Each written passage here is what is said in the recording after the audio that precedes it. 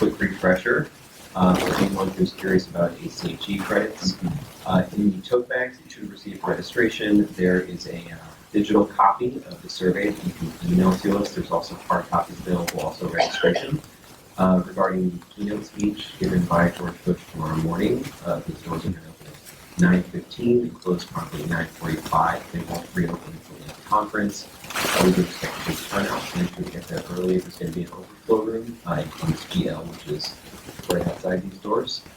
So just, if you have any additional questions about that, feel free to grab any of us from the vendors, and we should be able to help you out. And we're going to go ahead and get started. On the floor with Don Adams, Chief Development Officer for Adeptus Health, and Greg Davis, Chief Strategy Officer for Dignity. We're going to have a quaint fireside conversation, as Don put it, about expanding and integrating emergency care in the Valley. Is our presentation on there somewhere? Can we introduce, talk about Dignity while I pull up the presentation? Sure. So I'm the Chief Strategy Officer for the Arizona market for Dignity Health. We're primarily located in 3 markets from an acute care hospital perspective: California, Nevada, and Arizona. And then we have multiple joint ventures in different service areas across the United States. And I'm Don Adam. I'm the Chief Corporate Development Officer with Adeptus Health. We're the nation's only publicly traded freestanding emergency room company. We do a whole lot more with health systems than emergency rooms. We've really kind of evolved into much more of a ambulatory care strategy solution provider. But certainly, the vast preponderance of our business is in the freestanding emergency rooms. And really, as opposed to having a panel discussion today, as Greg and I talked about this, we thought it might make some sense just to have a discussion about how we as organizations came together, how Dignity socialized the idea of freestanding EDs as an expansion of their ambulatory care strategy, and basically how it's going. So, with that, if we can pull up the next slide. Max, you're doing great. Any tips on how to full screen this way? Mm-hmm. Is that going to work for everyone? Can everyone see that all right? Awesome. Thank you for your... Okay. So, Greg, we met probably 2.5 years ago, maybe 3 years ago. Sure. And I'm just curious if y'all were thinking about freestanding ED, right, how you heard about it, and just kind of walk us through that. As most systems, I think one of the things that we were looking at that was key for us as we developed our IDN in the Phoenix market was how do we create more access points for our organization. And as you can see from the map there, Phoenix, Maricopa County is probably one of the largest counties in the United States. And so for our system, where we had coverage, we had excellent access points, but there were key parts of the market that we did not have any presence, whether that was in the West Valley or in the northern part of Phoenix, Scottsdale, and Maricopa County. So for us, over the years, we looked at how do we continue to create access points. And our interest in the freestanding ED concept probably goes back about 7 years. And it's interesting that I think as a typical hospital or health system, our vision of a freestanding ED is probably much different than your model that you currently have today. And so, and I'm saying that not in a good way. Our first freestanding ED we opened in May of 2014, and it was in the West Valley where we have little or no presence at that point in time. And it was a 40,000 square foot facility with 24 inpatient beds. And we put a lot of things in there that you would find in a typical hospital, many of that unnecessary for a true freestanding ED. So even within our own system, we did not have, I think, a very good definition or understanding what the freestanding ED concept was. We called it a freestanding ED, but in reality, it was probably what most would consider either a micro hospital or a small community hospital. So going back about 7 years, our interest in that model, again, trying to get into the smaller platforms that could be a referral center into our tertiary centers, and at the same time create access points in the market. So as you know, Adeptus started thinking about how to expand outside of Texas. You know, easier for us to expand in non-CON states. Probably no surprise there than it is in CON states. Probably said about most of all aspects of healthcare.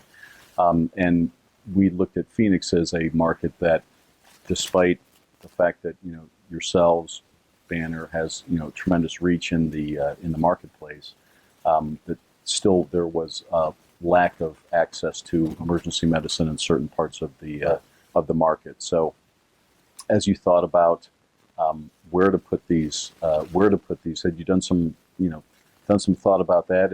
Are you putting, just, I don't want to speak for you. Help me understand how you kind of thought about managing that relative to the map. Right. Well, in our one of our plans, we had around 8 locations that we had identified, and clearly they were the locations were based upon where we did not have access points, but also where there was population growth, either currently happening or projected to happen.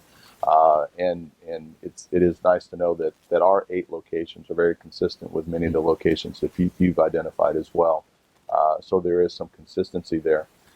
One of our challenges as a system, though, and I think it's probably consistent for many folks in this room, we had the idea, we had the location, but the ability to secure capital in a capital-strained environment was slowing us down. And then, typical of a health system, we're not as agile as we'd like to be. We're clearly not as agile as you are. So, in a 7-year period, we opened 1. That's not as quick as we wanted it, and the market was moving quickly. So, I think when we looked at this, how were we really going to leverage this opportunity? As you showed interest in the market and would share with the audience that Phoenix is one of those markets that is getting a lot of attention from for-profits and innovators or disruptive strategies. So it's a very competitive marketplace with the existing providers, and we are seeing a lot of interest from others that want to come into that market. Our approach was to sit down with you and understand your vision for the Phoenix market from a freestanding ED perspective and see if we could create alignment.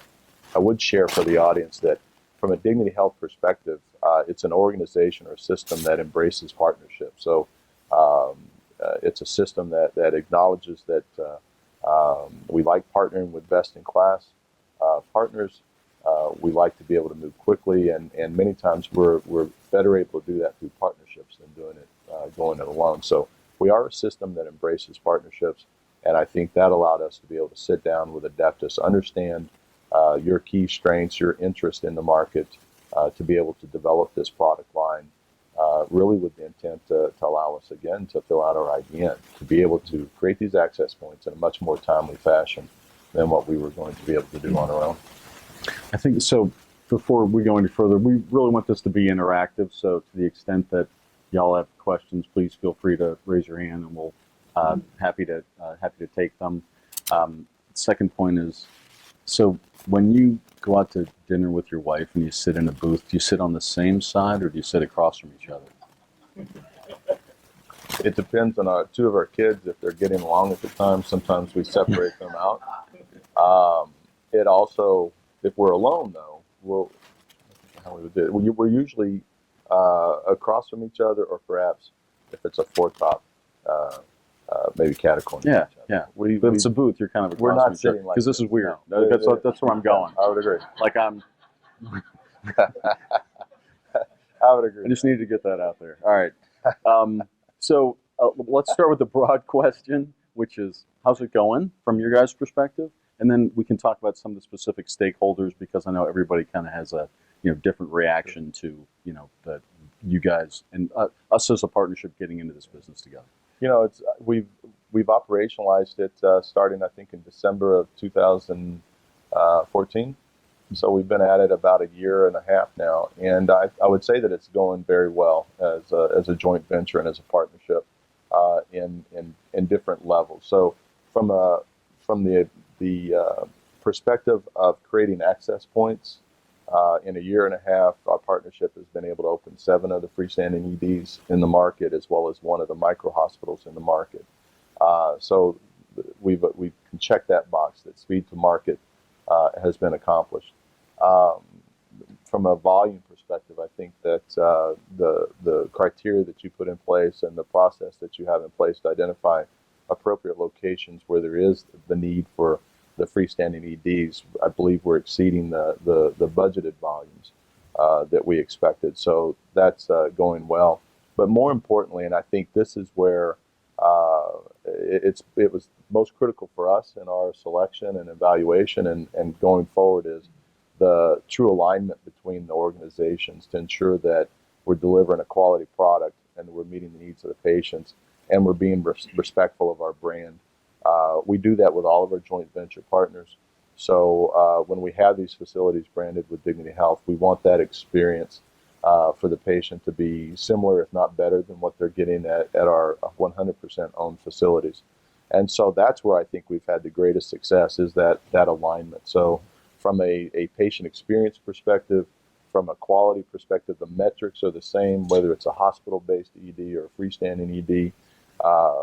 The leadership teams are integrated. We meet on a monthly basis to review the information, again, whether it's the patient experience, employee experience, or the quality metrics. So that's where we spent a great deal of time, I think, initially before we opened and in the past year, is making sure that the partnership expectations were being met. And that has actually gone extremely well. So we do that with all of our joint venture partners, whether it's in the surgery centers or imaging centers or the physician practices. I think creating that expectation that you're representing the brand. And so all the things that go along with it, we want to make sure that we're walking side by side. So it's actually gone pretty well. I think one of the things you guys do well that we've actually suggested to our other joint venture partners and prospective partners that we're talking to. You and Mac bring all of your joint venture partners together on a either monthly or quarterly basis. I think Quarterly it's basis.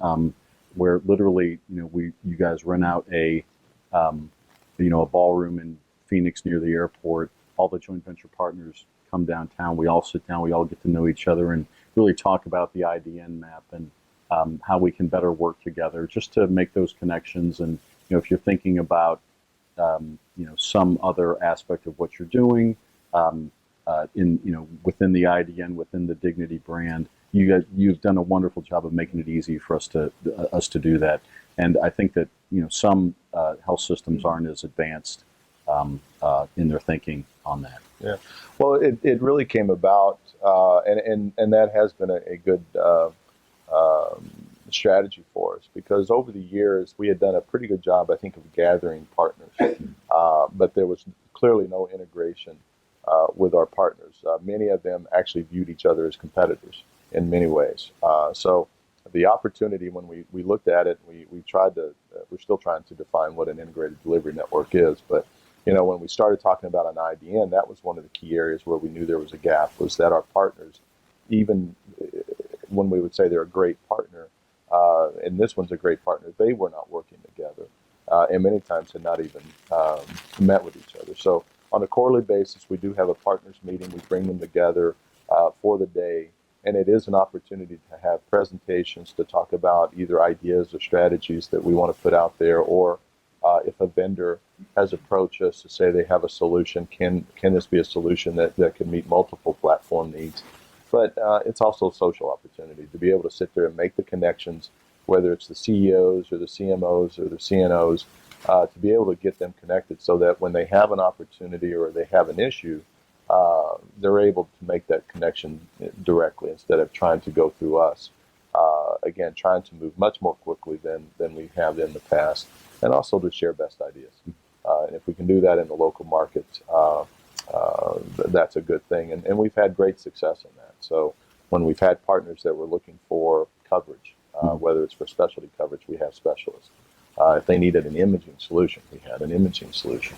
And so it was just simply making those connections. And we do that again on a quarterly basis.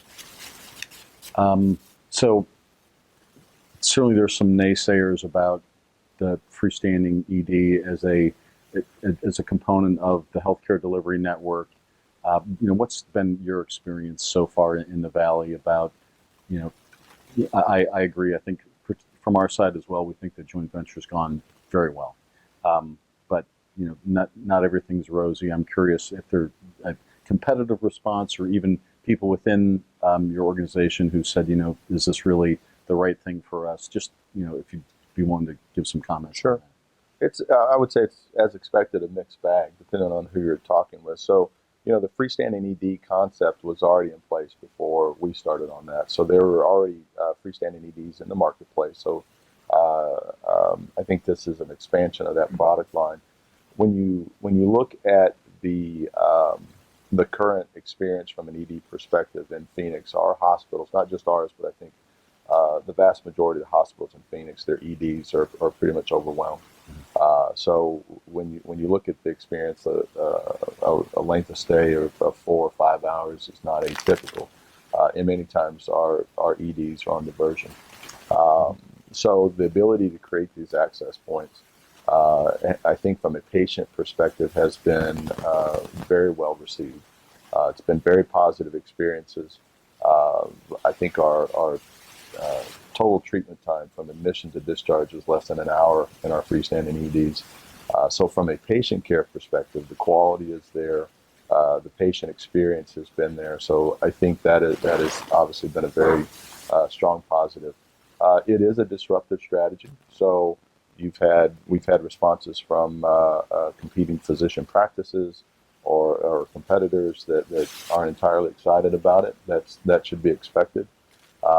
Payers we're on par with all of the payers within our system. So I think they're probably looking at it out of the corner of their eye. That from their perspective, they probably don't want to see an increase in either ED visits or the cost for ED care. So they're looking at this, seeing if that has an impact on total ED visits in the market. We're looking at that as well. That's not something that we're excited about either, but we're watching that to see what impact that has. Within our system, the response, and I think this is where we put most of our effort, the response, and again, this is with all of our partners, is how do we make sure that when we partner, that they have the same systems in place for, again, patient experience or service recovery or quality. If we're trying to develop our brand, protect our brand, what measures are in place? And so that was really the criteria that we faced internally from our senior leadership, was to give them assurances of all of the steps that we took to make sure that if there was a poor experience, were we going to respond, and how would we respond in that fashion? And so we really spent a great deal of time going through that process. So a mixed bag. Yeah. So two specific stakeholders I'd be interested in their reactions to.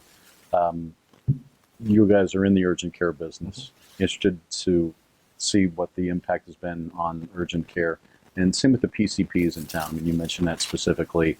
How does that align with your ACO and your PCP strategy? How have those discussions gone in those businesses? So, we are in the urgent care business. We have 4 urgent care centers that are primarily located in the East Valley, and they've been very successful for us, product line for us. And we've actually opened up a couple of the freestanding EDs probably within a mile of our existing existing urgent care centers. And so there was concern there of, is this going to impact our volume? And our approach, and I believe that has come through, is that we're targeting ED patients, not urgent care patients or primary care patients.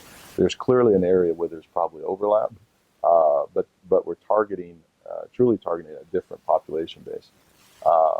I think our urgent care physicians looked at it again, prove it to us, and that has borne out over the last year and a half. What we have seen is that the patients that are coming into our freestanding EDs from a code perspective are almost identical to what we're seeing in our hospital-based EDs, and actually are even though there are two of them I think are less than a mile away, our urgent care volume has actually gone up 8% year over year during that time that the EDs have been there, freestanding EDs have been there, and our 4 hospital-based EDs, the volume has also gone up. except for one. And I think the one hospital has gone down around 300 visits, so it's a blip on the radar screen there. Our hospital-based EDs continue to be challenged from a volume perspective in regards to overcapacity. We continue to be on diversion. So again, our approach to this is to create the access points from a dignity health perspective, but then also is this a way to manage the ED population, the demand that's out there. I think that, just to add some color with some of the other partners that we're talking to, or that we've already partnered with, your point about the payers being skeptical right out of the box, that has been borne out in every market. Our response has typically been, as you've just described, that if you really look at what our acuity rates are in our EDs and the education piece that we go through in each neighborhood about what we are and just as importantly what we're not. Almost more importantly what we're not. So that the patients and the referral sources are educated as best they can on what the most appropriate venue of care to go to is. Right. And like in any hospital ED, if it's 2 a.m, you're going to see who's ever walking in the door because they don't have any other alternatives. Right. But when partners start to see what our the typical acuity in one of our EDs, that it really is just as acute, if not more so, than a typical community hospital's emergency room, they get a little bit more comfortable that we're not cherry picking, Right. if you will. Well, we met just last week with a large payer in our marketplace and shared with them the data. Mm-hmm. Again, what's coming through our hospitals, the coding there, as well as the patients that are coming through our freestanding EDs, and it is about education. And you mentioned the educating the community. That was another effort that we put in place, and we're still doing that. Is how do we make sure that we're educating the patients of the right location, whether again it's primary care, urgent care, and the freestanding EDs, because many times there is a pretty significant financial penalty for going to an ED compared to an urgent care center or primary care. So we want to make sure that they're selecting the right side of care. Right, and like you say, I don't think it's just about. Everybody's concerned about patient satisfaction scores, and we have a wonderful track record with Press Ganey. But more than that, it's, as you've described, it's about the customer experience, which just doesn't begin and end inside the four walls of the ED. It's how you educate the community, what the follow up is with the patient. It's all those things that I think we've been able together to bring to the table and bring that access to the community and the neighborhood, as opposed to kind of the field of dreams strategy, which is, if you build a big box, they'll all come to it. Well, it's clearly, from a patient perspective, I think it's been a huge positive in the reaction that we've seen and the response to the freestanding EDs and that increase in access. One of the areas that we've really focused on as well, and this is, again, for all of our partners that we have, is with our accountable care organization, is how do we, as we're trying to manage lives within the world of population health, how do we manage these lives in the right setting or the appropriate setting, and then making sure that we're getting the information. So like most systems, information doesn't flow as well as we would like it. If a patient enters the ED, does that information get back to the primary care doc or to a specialist? And that's one of the things we've been working on with our ACO as well as the freestanding EDs, and again, all of our partners, is how do we manage those patients in the appropriate setting? And as we go forward, if we have more patients becoming either at risk or under our management, I look at these facilities as a much lower cost setting than our hospital-based EDs. And so to be able to manage these lives in a lower cost setting, no different than the strategies we have with our outpatient imaging centers or with our ambulatory surgery centers, much lower cost setting. So when you get into it, how can you manage these patients in the right setting, give them the right quality of care, but do it in a cost-efficient fashion? And clearly, we know that anything that we do within our hospital-based structures it is going to have a much higher cost than our ambulatory structures. Right. I don't know if you remember this comment, but we were in a meeting once about 18 months ago, and you said to the group, plenty of people on both sides of the table.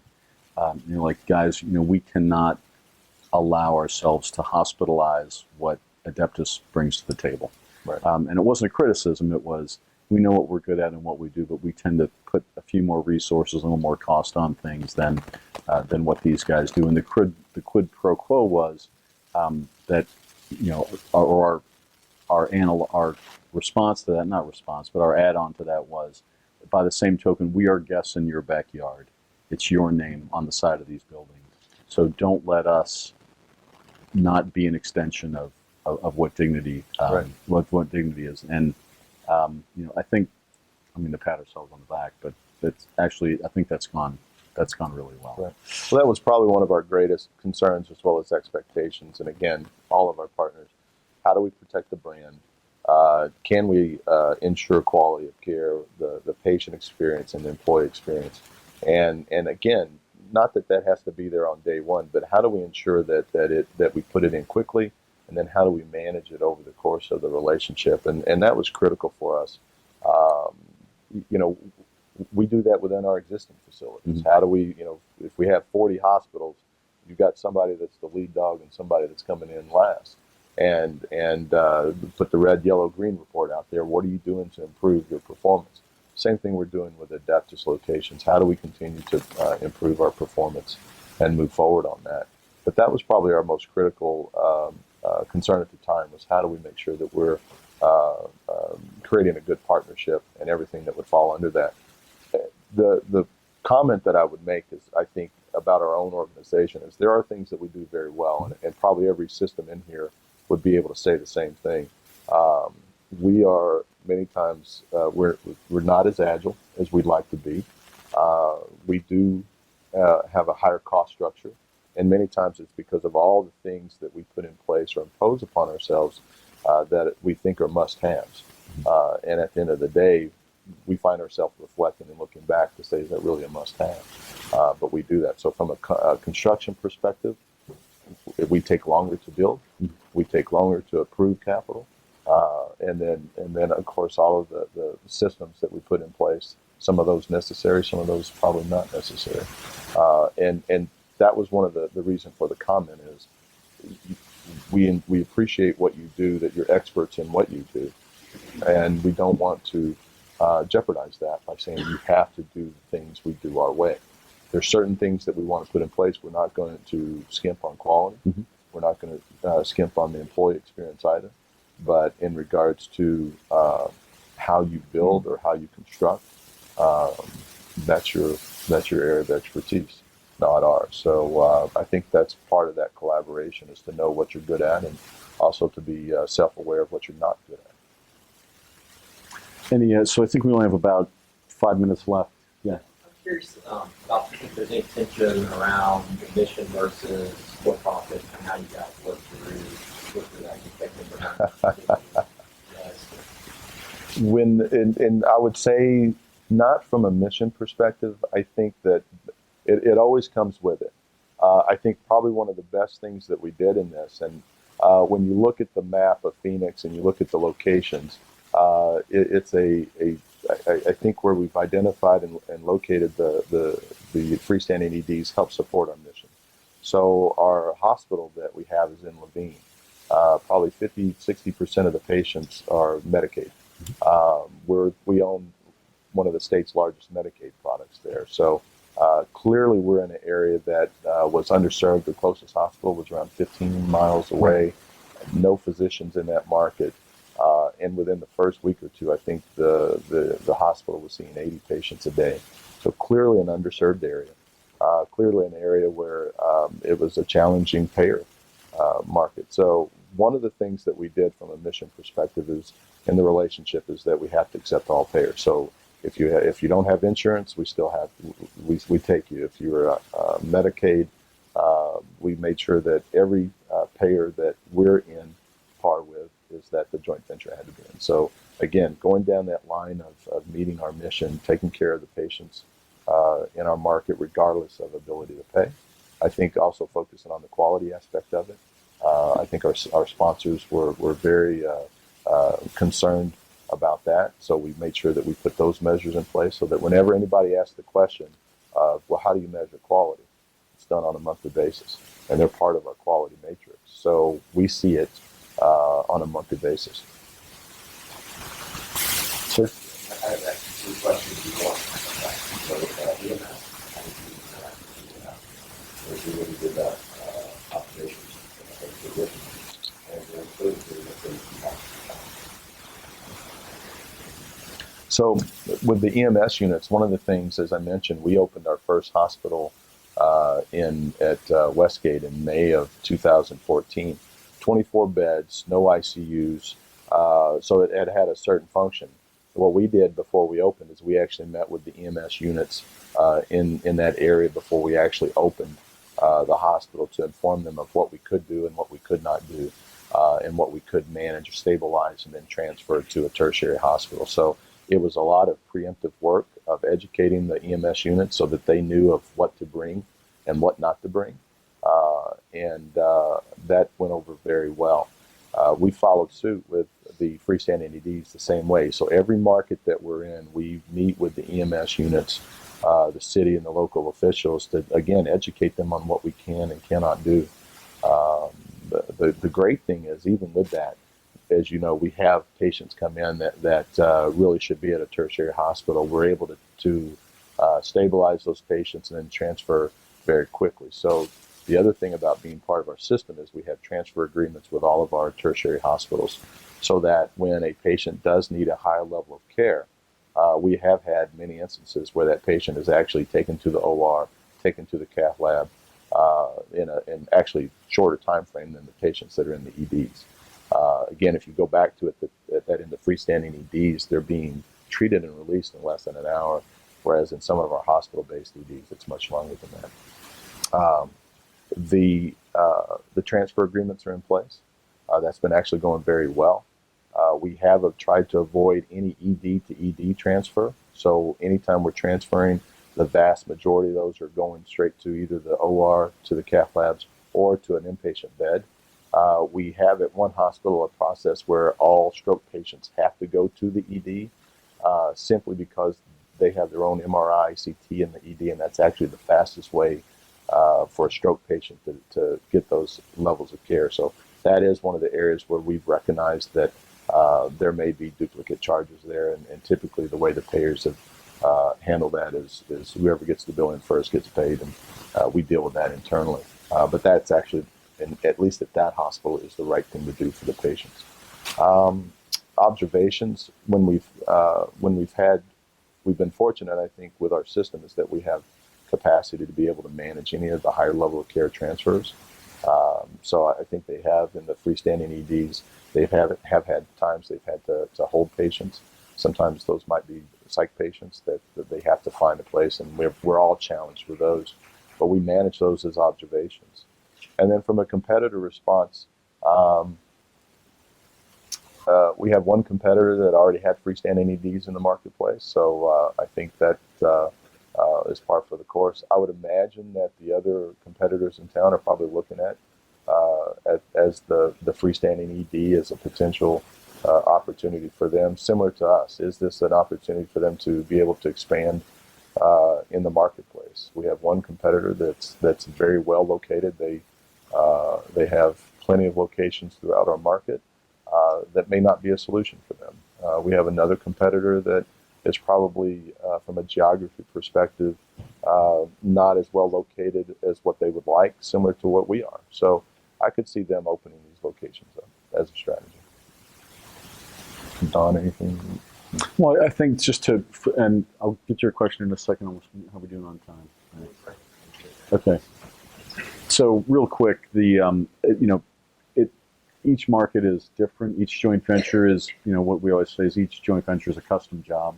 So if our health system says, here's the way we need to treat EMS, we need to have, EMT come to our locations, we will figure that out. If they have a different perspective on how they want to activate the freestanding EDs relative to their network, we're happy to work that out with them too. So we're fairly agnostic, but as Greg said, it really is about getting out in front of the education piece with them, and here's what we do and here's what we don't do. Here's how we socialize that with them. And again, the competitive response, that, as Greg mentioned, our real strength is it's a turnkey product. We bring the capital to the table and we build these very, very quickly.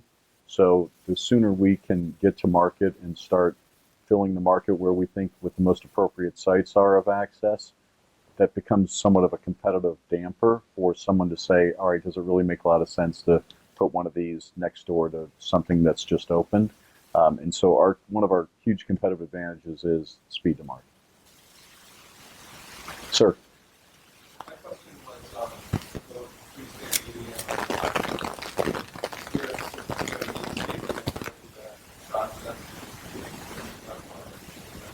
It depends on the state. So some states is what we refer internally as a double CON state, where it's not just the hospital, but any outpatient department of the hospital needs a certificate of need. So it's again managed on a state by state basis. We're talking to health systems, as I'm sure all of my colleagues in this industry are, to health systems all across the country. But certainly, the easier access is going to be in non-CON states where we don't have that hurdle. But literally, if you think about what's on the tips of the tongues of health system CEOs around the country, it is how are you improving access to care? How can we get more front doors? What's our ambulatory care strategy? And we think we're really well positioned to capitalize on that. Any other questions? Right. So, in terms of market share, how is this initiative changing market share not just in the ER, but also Yeah, so we're still kind of evaluating that. We've been open again maybe 16 months. Mm-hmm. We obviously have seen an increase in ED visits. Interesting times in Phoenix. So there has been Medicaid expansion, and then the exchanges. So we have more covered lives in Maricopa County. So I think all the systems are seeing actually an increase in ED visits over the past year or so. We're averaging, I think, with the freestanding EDs and the hospital, an additional probably 350 ED visits a day. So we would anticipate that the market share, our ED market share, will obviously go up. We're also seeing transfers from the freestanding EDs into our hospitals for that higher level of care. And given the fact that we've opened some of these locations in markets that we're not in, we obviously believe that we're pulling market share from competitors into our existing delivery sites. But I don't have any data right now to tell you that our ED volume overall is up a certain percentage on that compared to the rest of the market.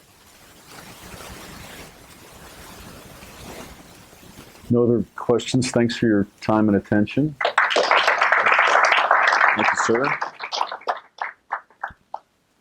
was good. Yep. When you get up, check the log of it. Thanks. Sure. Thank you, gentlemen. Great. Appreciate it. My name is Mike Sutton with Pete Smith, and we do a lot of work with you. That's what I just wanted to thank you for your business. It's very nice. Keep up the great stuff. Hey,